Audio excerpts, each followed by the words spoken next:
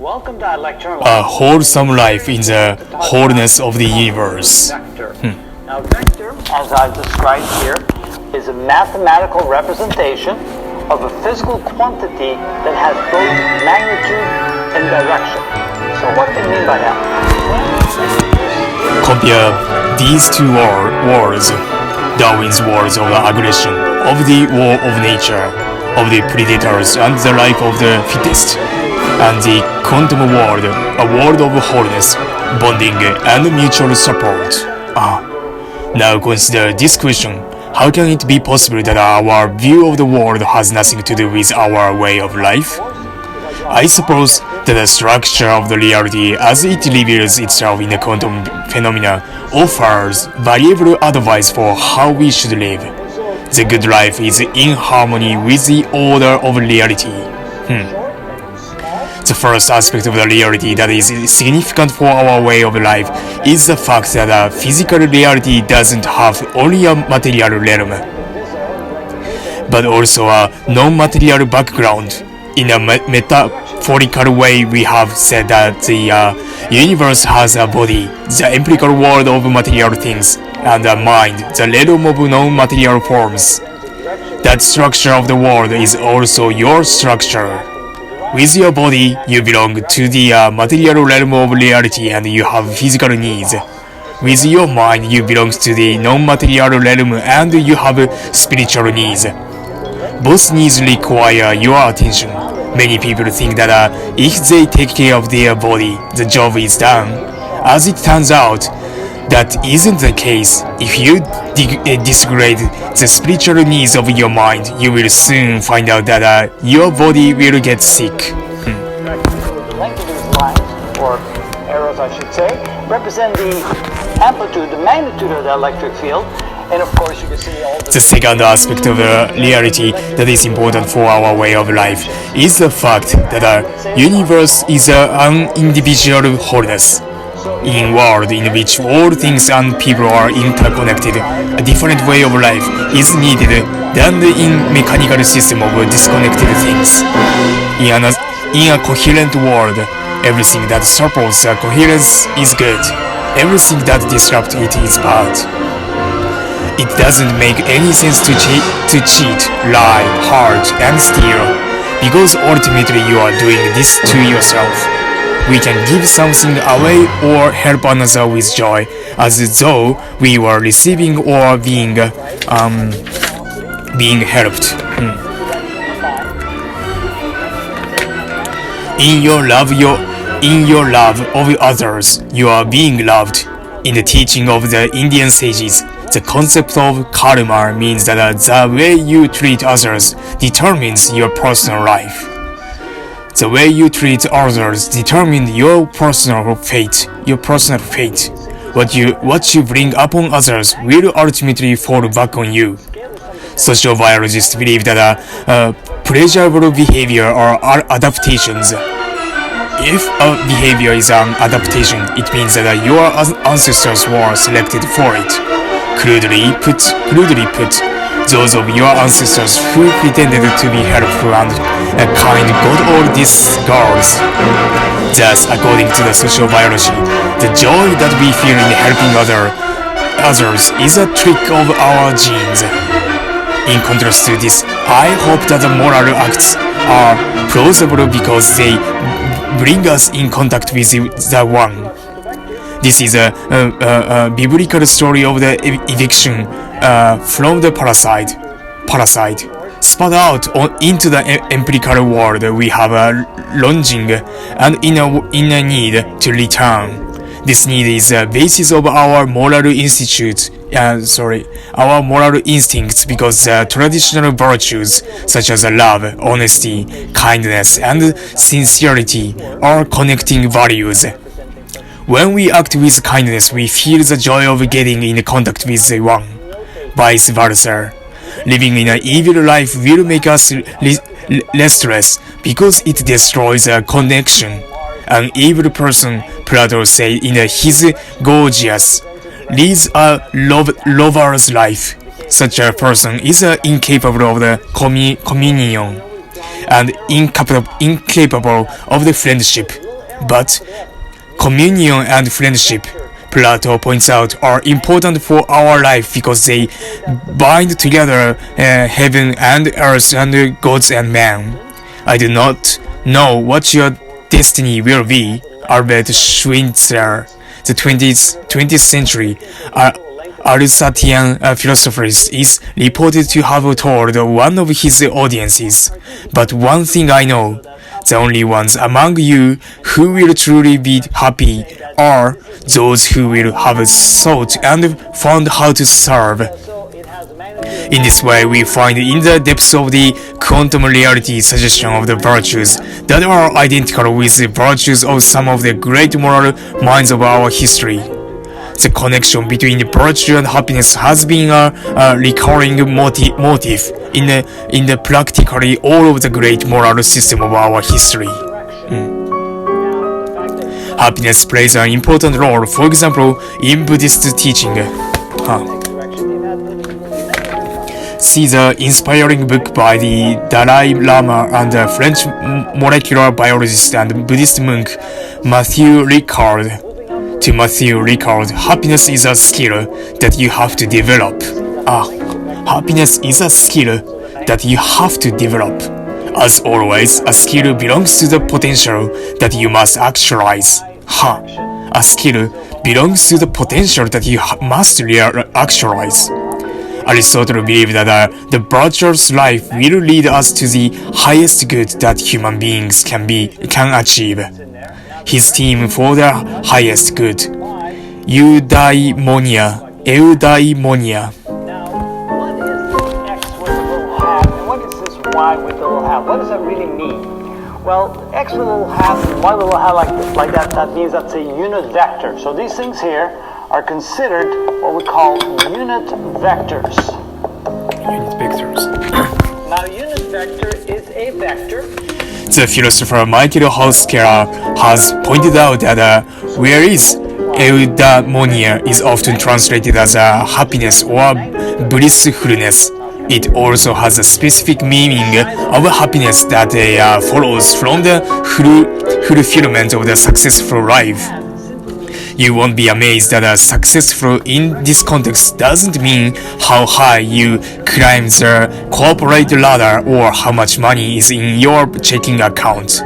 In the philosophy of the Epicurus, the 4th century BCE Greek philosopher, the concept of the ataraxia essentially means a peace of mind. Ataraxia. Peace of mind. Ataraxia is a state of tranquility or anxiety. You can find peace of mind. Pleasure signals to an scientist. Pleasure signals to an sentient being what is beneficial for it and its constitution. Like Michael Hauskeller, whereas displeasure and pain indicates what is harmful. An important way to find peace of mind, Epicurus taught, is in the social bonding. Among everything that wisdom contributes to the happiness of the life, Hirschberger cites Epicurus, nothing is more important and joyful than friendship. In the metaphysics of Immanuel Kant, the highest good is an important concept. In the Kant's critique of the practical reason, virtue is defined as a wholeness of being happy, and happiness is the appropriate reward for being virtuous. The highest good is the connection of virtue with happiness. But, as Kant pointed out, there is a problem with the highest good. Virtuous people don't seem to do well in this world. More often than not, it is the crooks that get rewarded. And the sufficient connection of the happiness and virtue isn't a fact of their life that can be connected on.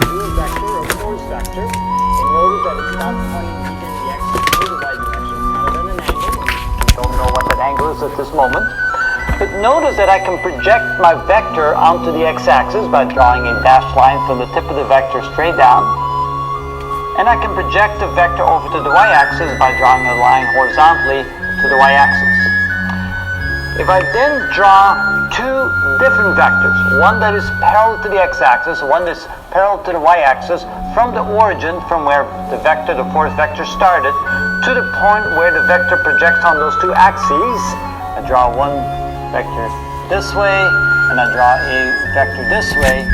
These two vectors To deal with this difficulty, Kant introduced the God as a power that guarantees the highest good.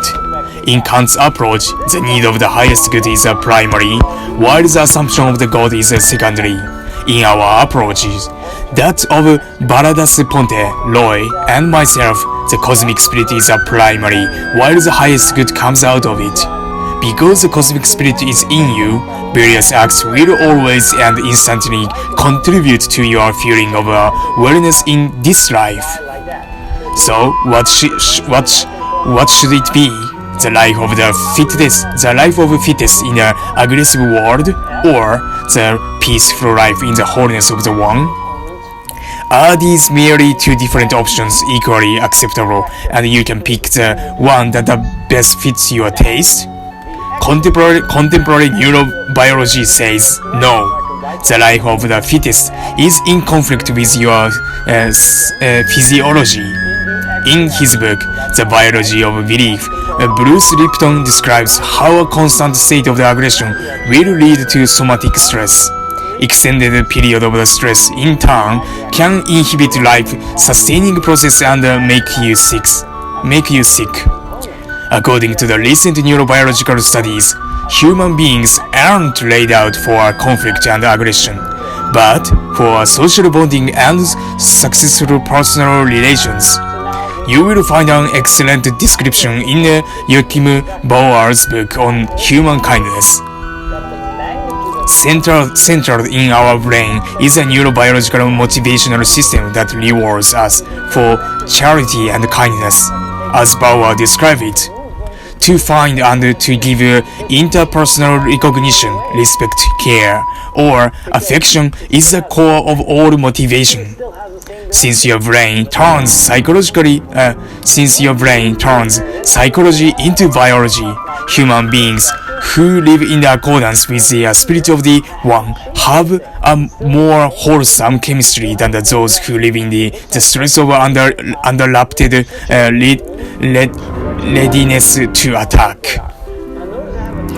The true nature of reality isn't found on its surface. Peace of mind isn't found in the middleless satisfaction of the bodily needs, but only in the interaction with the One. At numerous points in our discussion in this book, we have touched on the amazing synchronicity of the recent cultural developments. Here is another example. At a time when we begin to suspect that a cosmic ethic suggests a life with love and kindness in the spirit of the One, neurobiologists discover that our nervous system rewards us for love and kindness. You're right. It is difficult to think that the simultaneity of these discoveries is a sign of a random process. What does it take to convince us that we are the recipient of the messages that comes to us from out of the depths of the universe? Human beings can act with true altruism, pursuing projects that are to their disadvantage simply because they have an intuition that this is the right thing to do. In this way, morality is akin to creativity. In a creative act, there is a joy of doing something that is meaningful without having any material advantages in the mind. Vincent van Gogh created his painting with a passion and dedication, even though he sold only a single painting in his entire life, and that was to his brother. Wow, really? In contrast, whenever people team up to do something for no reason other than making a profit, the result isn't worth any more than the money that they will get. Connecting morality with the joy of creativity takes us into the realm of your inner potential. Actualizing a potential is a joyful experience because in a creative act, you are getting in touch with the one. There is something intrinsically moral about the needs of your inner potential to actualize in the creative acts, and inner joy is a sign of successfully responding to the cosmic task. Likewise, there is something intrinsically creative about the altruistic acts. Right. Here I can draw this line vector right there, and notice if I drop this vector down to the horizontal axis, the length here represents the magnitude of the x component in the direction of the x-axis. So I can say that this here is v sub x. And then if I draw a dashed line, the imaginary y-axis here, then this would be, there we go, that would be our y component v sub y. Notice since they both have little arrows on top of the v, the principle of your mind appear out of the cosmic realm of form in your consciousness. You can't live in peace with your own mind if you are at war with the principle of the universe. Moral rules are rule of wholeness. It is a matter of prudence to respect them and ill advised to shrug them off. velocity itself is 30 meters per second directed to the up